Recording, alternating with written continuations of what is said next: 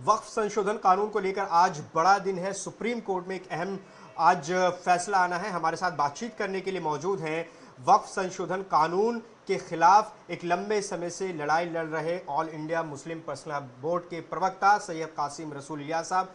इलियास साहब, आज क्या उम्मीद लग रही है और वो कौन कौन से बिंदु हैं जिन पर सुप्रीम कोर्ट आज फैसला सुनाएगा? देखिए, आज हम बहुत पुरुमीद हैं और हमें यकीन है कि जिन चीज़ों को हमने इंटरिम रिलीफ के तौर पर मांगा है वो सब चीज़ें हमें आज मिल जाएंगी। देखिए, पहले से दो तीन चीज़ों पे स्टे लगा हुआ है। एक तो ये कि वक्फ बाय यूज़र पे स्टे लगा हुआ है, और ये जो वक्फ बोर्ड में और सेंट्रल वक्फ काउंसिल के अंदर जो चेंजेस किए गए थे उस पर स्टे लगा हुआ है। लेकिन हमारा मुतालबा जो था सुप्रीम कोर्ट में, एक तो ये था कि साहब ये लॉ ऑफ लिमिटेशन से जो हम एग्जेम्प्टेड थे वो ख़त्म हो गया, तो उस पर हमने स्टे मंगाए।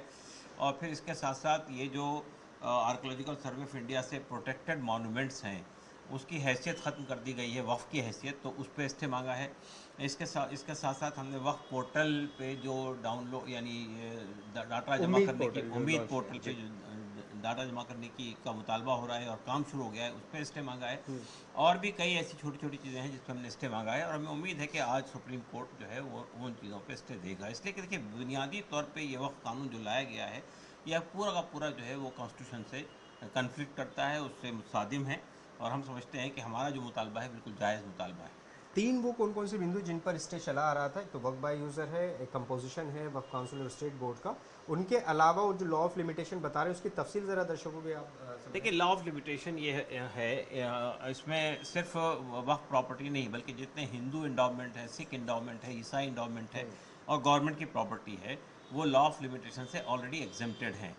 लॉ ऑफ लिमिटेशन ये कहता है कि अगर किसी ने किसी की ज़मीन पर कब्ज़ा कर लिया और 12 साल तक वो काबिज़ है और उसको चैलेंज नहीं किया गया, तो अब वो जो इंक्रोचर है वही उसका मालिक बन जाता है। तो हमने ये बात कही कि वक्फ की प्रॉपर्टी में ये जो कानून लाया गया है ये इंक्रोचर्स को हेल्प करने वाला कानून है, चाहे वो इंक्रोचर इंडिविजुअल हो, चाहे वो इंक्रोचर गवर्नमेंट हो। तो हमने ये बात कही है कि साहब ये इस पर भी जो एग्जामिशन हमको हासिल था वो एग्जामिशन बरकरार होना चाहिए।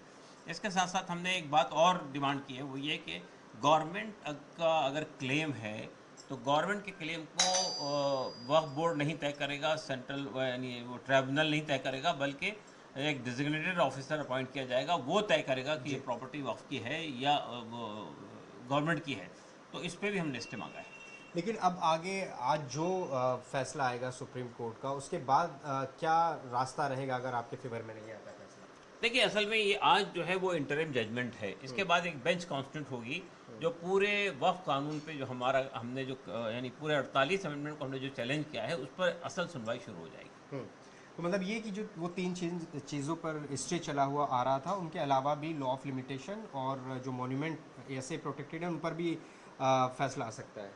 हाँ, उम्मीद है। देखिए, हमने कई चीज़ों में मुतालबा किया है और हमें उम्मीद है कि जो आर्गूमेंट सुप्रीम कोर्ट में हुए हैं और जिस तरह की बहस हुई है और जिस तरह हमने ये साबित किया है कि ये पूरा का पूरा कानून जो है वो कॉन्स्टिट्यूशन से कन्फ्लिक्ट करता है, कॉन्स्टिट्यूशन के ख़िलाफ़ है। और तो हमने कोई ऐसा कोई चीज़ नहीं मांगी है जो कि यानी आप ये कह सकते हैं कि कोई गैर कानूनी बात हमने कही है। हमने साफ साफ ये कहा है कि साहब ये जो तरीक़ा है कि साहब ने आपने जो फ़ैसले किए हैं वो फ़ैसले कॉन्स्टिट्यूशन से रास्त मुतसादिम है, तो इसलिए हमारा मुतालबा ये है कि ये इस पर रोक लगनी चाहिए। आखिरी सवाल ये है कि वक्फ को लेकर, वक्फ के खिलाफ लगातार बोर्ड अलग अलग शहरों में एक लंबे समय से आंदोलन कर रहा था, तो क्या इस फैसले का उस पर कोई असर पड़ेगा या वो जारी रहेगा जो ये प्रोग्राम चल रहा है? नहीं, देखिए, असल में हमारा जो आंदोलन है वो जारी रहेगा। आज हम प्रेस कॉन्फ्रेंस के जरिए से उसका जो नेक्स्ट